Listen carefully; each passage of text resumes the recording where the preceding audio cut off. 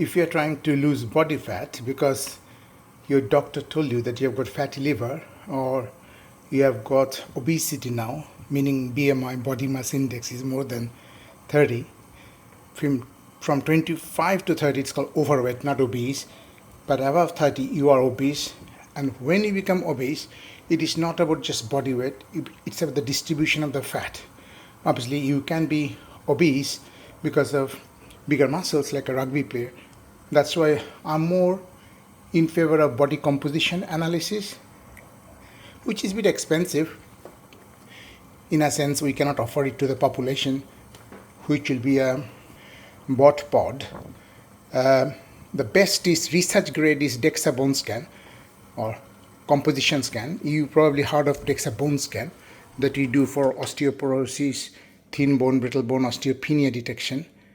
But Botp is commercially available. It's roughly 50 quid.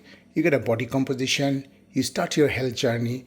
3 months down the line, you want to make sure that it is not your muscle you are losing, called sarcopenia, which can happen when you go on a restrictive journey, because you cannot achieve fat loss without calorie reduction compared to your baseline. But when you do that, two bad things can happen, which you need to be aware of and prevent. One is you are eating less. Unless you are moving more at the same time, you're going to lose the muscle mass, particularly after 40. Because testosterone level is going down for all of us. So you lose muscle, you lose fat. So you are happy because your scale is showing that you are improving. But the Botp at the end of 3 months trial will show that you have lost your muscle a little bit, you lost your fat.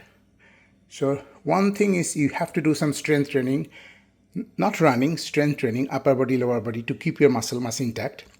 Do a body composition before and after. Now for majority, even access to Botp is not possible. But you can get a body composition scale that when you stand on it every Sunday, it tells you your body weight as well as body composition. And in the beginning, you will not see any movement on the scale, but your composition can slowly change. Not in a week, probably 6 weeks.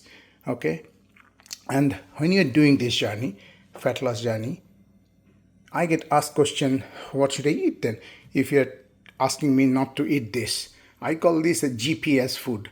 Grains, meaning rice and wheat, or anything made out of it, including breakfast cereal, potatoes, and sugar. Sugar, everybody knows that you're not supposed to have any sugar. I'm pointing at it's all there.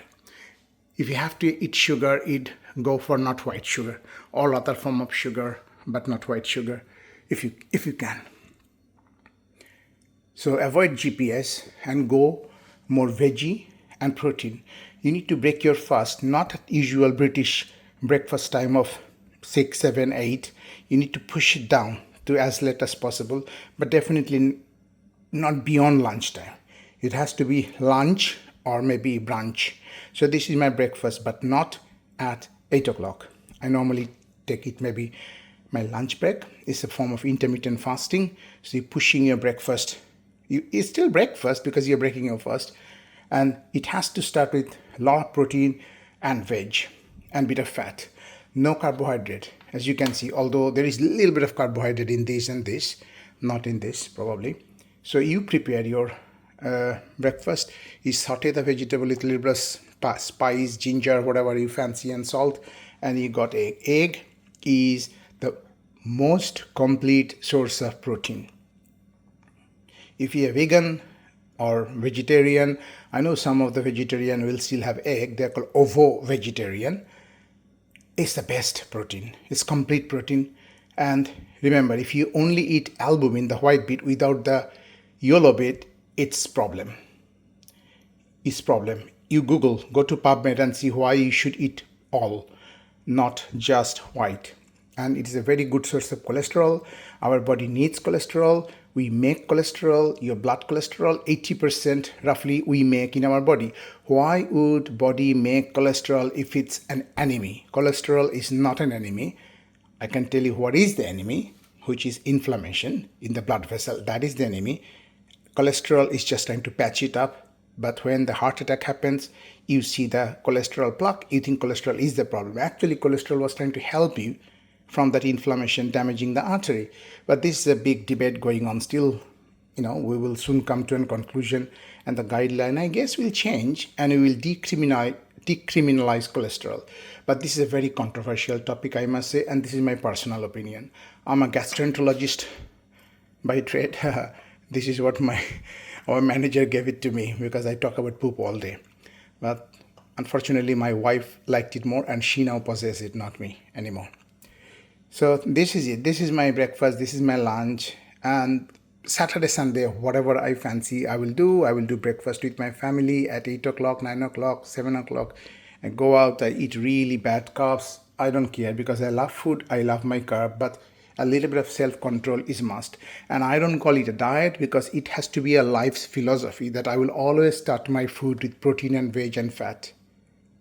This, if you're eating together, will be at the end. But the restaurants, they know the trick. They will give you free, not the word, free bread. Because the moment you chew the bread goes down, your hunger goes up. You will eat more of whatever they are offering. The other trick they will do, other than offering you free bread, they will put a little bit of extra pinch of salt in everything. You become thirsty, you order drink. And what do you drink? You don't order water. You order cocktails and mocktails. Sale goes up. It's a very clever tactics. But again, when I'm going to a restaurant with my family, I know these tricks, but I will fall victim to the trick, because rest of the week, I'm very decent. All right?